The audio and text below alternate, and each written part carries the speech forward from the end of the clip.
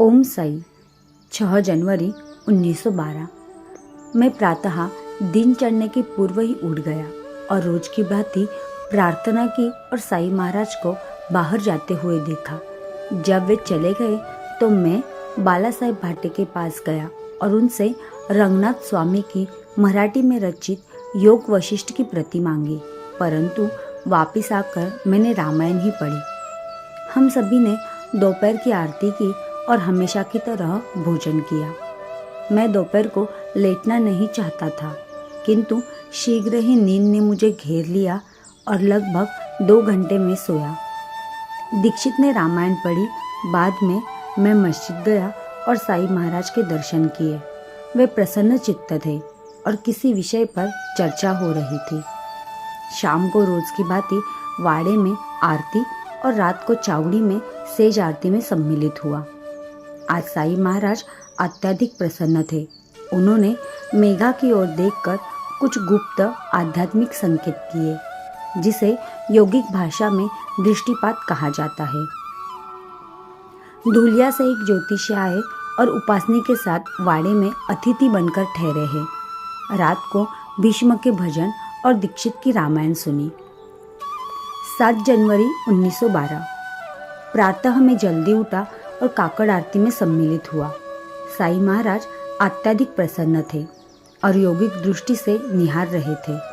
मेरा लगभग पूरा दिन एक प्रकार के परमानंद में बीता।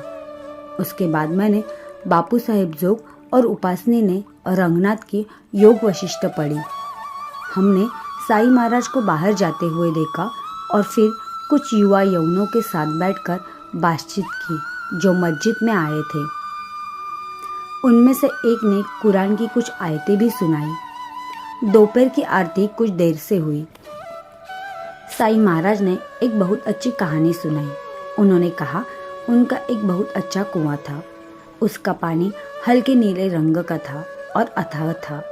4 मोद भी उसे खाली नहीं कर सकते थे और उसके पानी से सिंचित फल असाधारण रूप से ताजे और स्वादिष्ट थे। इसके बाद की कहानी उन्होंने नहीं सुनाई। दोपहर को दीक्षित ने रामायण के 2 अध्याय पढ़े। उपासनी, मैं और राम मारुति वही थे। फिर हम साई महाराज के पास गए और घूमने के लिए भी उनके साथ गए। अंधेरा हो चला था।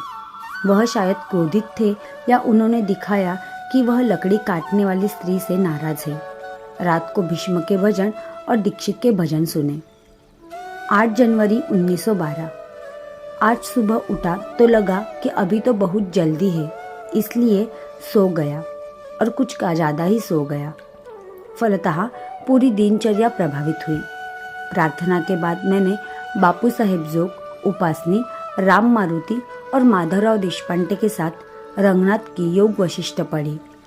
हमने साई महाराज को बाहर जाते हुए और फिर वापस आते हुए देखा। दोपहर की आरती के बाद साई महाराज अचानक अत्यधिक क्रोधित लगे।